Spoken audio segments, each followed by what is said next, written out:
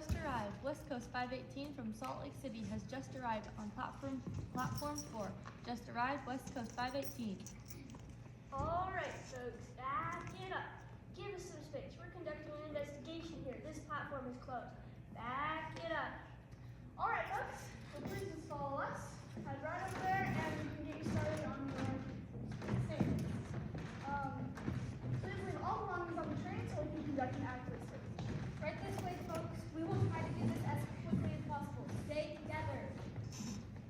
Sir, Tar, not in your book. You with the bag. Please, folks, all belongings stay on the train. While wanting to follow the officer's wishes, Elliot was displeased to be at the prospect of being separated from his writing supplies during what promised to be a very exciting series of events.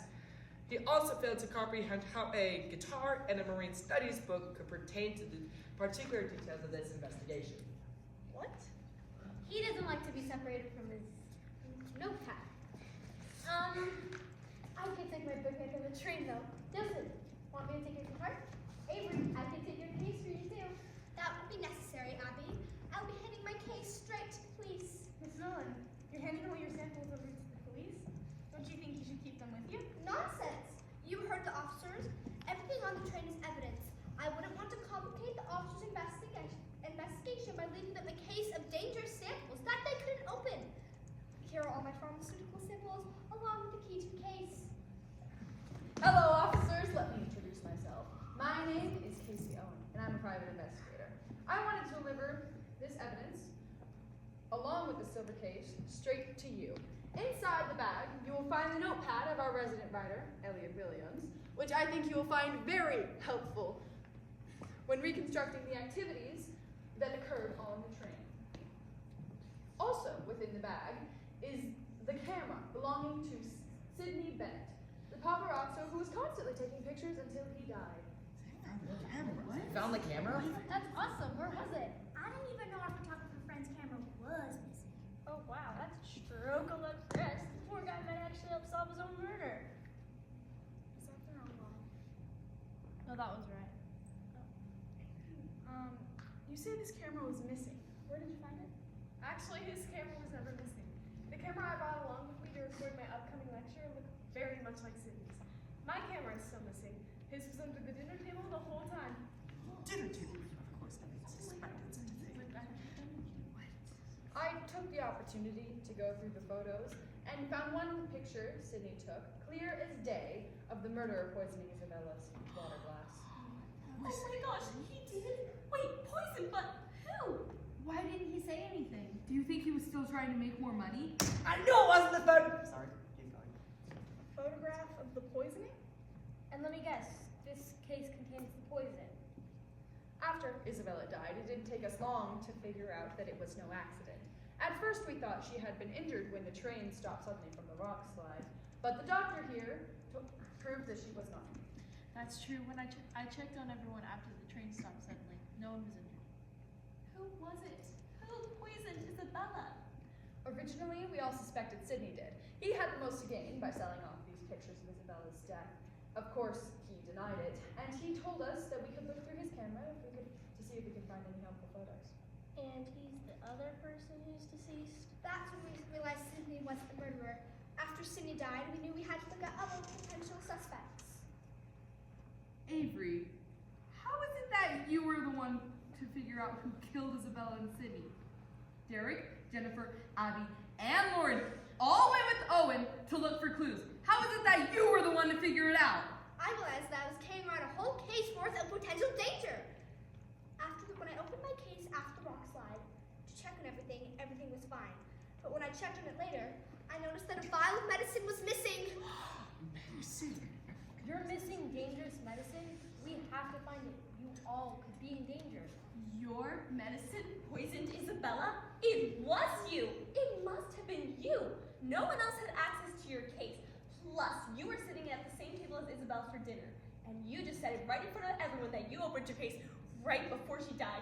I can't believe you tried to make me feel better after you killed her! Lucy, listen. I thought the same thing at first as well.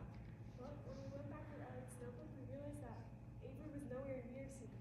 She couldn't have killed him. She didn't kill Isabella. But there was one other person at the table with you and Isabella. The only other person with access to the case, and the only person near both Isabella and Sydney at the time of their deaths. Jillian! Going somewhere!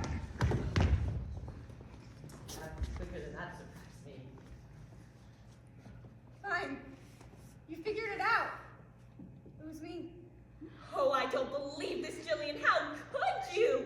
Lucy, I didn't mean to kill her, honest, I didn't. But you did kill her. And why, Sydney? Why? I was so angry at the way Isabella had treated us at the train station when we were buying our tickets. And again at dinner. She was so rude to everyone. I mean, what did she think gave her the right to talk down to us? To all of us. Fame doesn't give people the right to act that way. That's why you killed her? You were angry about her insults. No, all I wanted to do was embarrass her. When I realized Sydney was on board and taking pictures to sell, I thought, what would bring Isabella down a notch? She was so worried about looking her best and being better than everyone else that I figured a bunch of pictures of her getting sick all over the train right before her big movie premiere would be just the thing to mess up her perfect Hollywood image. So you poisoned her to make her sick? When Avery opened the case after the train stopped, I slipped out the vial closest to me before we shut the case again. During all the commotion, I put some in her water glass. That way she would get sick and Sydney could sell her embarrassing pictures. I'm so sorry. I can't believe this. How many times have I told you that we work with dangerous items? What were you thinking? Why kill Sydney, though? When Owen and Sydney decided to go through his pictures to find a picture of the murderer, I knew I had to get his camera. He never stopped taking pictures. I was sure he had a picture of me poisoning Isabella's water, and I knew I would never get it from him willingly. He hardly ever put the camera down. I still had the rest of the vial in my pocket, so as soon as I saw my opportunity, I put the rest of the vial in his water. You knew it was going to kill him, but you did it anyways? And for nothing. I snuck back to get his camera as soon as I could and hid it in my coat pocket. But now I find I have someone else's camera? I didn't even see anyone else with a camera. That's because no one else had one. I wonder do I end up calling this empty water glass a camera? Glad I just went along with it. When Avery and I figured out that Jillian was the only other one with access to the case, we knew she was the murderer. Holly looked back on Elliot's notes and figured she must have Sydney's camera. And we knew we'd never get the evidence out of her if we didn't trick her into it. I decided that if we pretended to have the camera, it'd make Jillian nervous enough to confess, and I was right. So I did have the camera all along? And you didn't actually have a picture of me poisoning anyone. So, of course, now that we have a confession in front of all of us, it doesn't really matter if we have a picture or not. You're under arrest. Let's go. Well, folks, we'll still have to take you all down to the station for official statements, but since we have a murder and a confession, it should be easier to get you all on your way. If you'll follow me, we have cars waiting to take you downtown. Great job, everyone. Abby, brilliant idea with the camera bluff.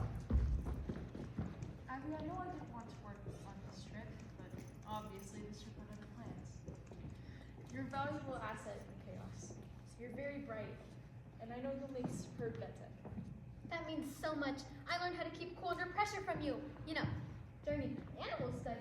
I do hate to admit it, but you did have some very effective insights about this investigation. Perhaps I underestimated you. That'll teach you to judge a book by its cover, eh, Professor? I never did hear what your college degree is, am I? Criminal justice. You know, this whole thing's been very surprising. I'll say, what a way to start our honeymoon. Jennifer, Terry, we worked well together to solve this case. I suppose we did.